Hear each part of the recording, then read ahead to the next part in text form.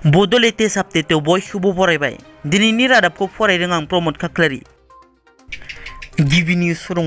धेमाजि जिल्लानि सिङाव थानाय सिमेन्सापुरि रेलवे स्टेशनाव ट्रेनजों जाब्रबथाय जानानै सासे बर' सुबुंनि जिउ खहा जानाय सुबुंखौ सिमेन्सापुरि पुलिस थानानि सिङाव थानाय लकलुं गामिनि 39 बोसोर बैसोनि टंकेश्वर बर' होनना सिनायथिनाय जादों। बे जाथायनि सोमोन्दै रेलवे पुलिस बिफाना फोरमायनाय बादिब्ला मैया मोनानि 9 रिंगायाव लाचित एक्सप्रेसजों गावनि जिउ फोजोबनानै लानाय जाथाय होननानै फोरमायदों।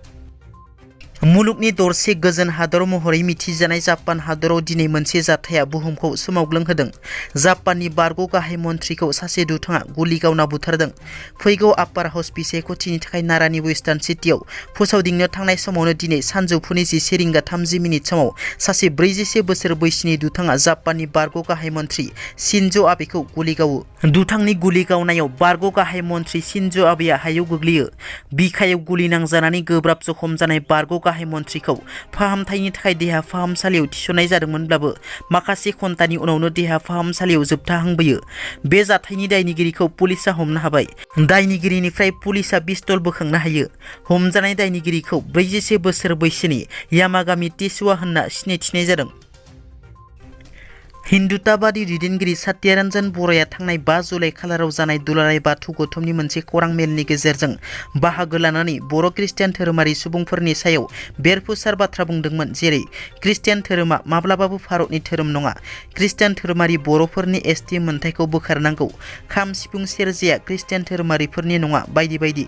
सत्यरन्जन बर'नि बेबायदि बर'फोरनि गेजेराव धोरोमखौ लानानै दाङाबाजि सोरजिनो खैसार खालामनायनि सायाव बर' थुनलाइ आफाद, दुलाराय बर' फरायसा आफाद आरो बनसुआ खौरां बिबुंसारनि गेजेरजों गोख्रों रावजों सोंखारिनायनि उनाव नेशनेल बर' खृष्टान काउन्सिल सेन्ट्रेल कमिटि सुंद'यै NBCCआ गांसे प्रेस बिबुंसारनि गेजेरजों गोख्रों हुमखि होदों।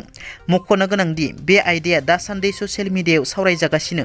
लोगोसे गोबाङानो बर'जों बर' धोरोमखौ लानानै सोंखारिलायनायबो ससियेल मिडियायाव सोलिगासिनो। जोंनि बर'फोरा बेफोरबायदि गुबुननि बिबुंथिखौ लानानै गावजों गाव सोंखारिलायनायखौ बन्द' खालामनांगौ आरो सांग्रां जानाया गाहाम। मानोना जों बयबो बर' बिमानिफ्राय जोनोम मोननाय आरो जों हारिनि अलखदनि समाव धोरोमखौ बासियालासे बयबो खौसेयै सिगांनिफ्रायनो हारिनि मोनथायनि थाखाय नांबोदों आरो नांबाय थागोन। बर' सावथुन मुलुगनि मुंदांखा फावखुंग्रि फुजि बसुमतारीनि नखराव सासे गोदान सोद्रोमा। फावखुंग्रि फुजि बसुमतारीया सासे गथ'नि बिमा जाबाय। बर' सावथुन मुलुगनि बयजोंबो सिनायजानाय अनसायजानाय फावखुंग्रि फुजि बसुमतारीया सासे हिनजावसा गथ'नि बिमा जाबाय। हादरनाङै बयजोंबो सिनायजानाय अनसायजानाय इउटिउबार बि बयसनि गोदान सुंद' एक्शन सावथुन र'नि रिलिज डेटखौ फावसायबाय। बि बयसनि र' सावथुना मैया 7 जुलाइ खालाराव बि बयस इउटिउब चेनेलाव फैनो गोनांमोन आरो बिथांनि अनसायगिरिफोराबो नेबाय दंमोन नाथाय फैयाखैसै। बि बयसआ गावनि भिडिअनि गेजेरजों फोरमायनाय बादिब्ला माखासे टेकनिकेल प्रब्लेमनि जाहोनाव सुंद' सावथुनखौ रिलिज खालामनो हायाखै। बे सुंद' सावथुना माब्ला रिलिज जागोन बेनि थि खालारखौ फोसावनाय जाथ'वाखै। क'क्राझार जिल्लानि गसाइगावआव गंसे ट्राक सावदों। गसाइगाव श्रीरामपुराव मैया पुलिसआ UP 12T 4447 नंनि गंसे ट्राकनिफ्राय गान्जा बोखांनो हादोंमोन। क'क्राझारनि SP प्रतीक दुबे बिथाङा सिमुलटापु पुलिस आउटपस्टआव थांनानै गावनो नायबिजिरदोंमोन नाथाय हरनि 1 रिंगासो समाव सिनाय मोनै दुथाङा गान्जा लाबोनाय ट्राकखौ सावनानै होयो। ट्राकखौ खामनाय अरखौ अर खोमोरग्रा हानजाया खोमोरनो नाजादोंमोन नाथाय ट्राकआ खामजोबो। दिनैनि रादाबा एसेनोसै। नोंथांमोना जुदि आंनि चेनेलखौ दासिमबो साबस्क्राइब खालामाखै, अन्नानै साबस्क्राइब खालाम। गोजोन्थों।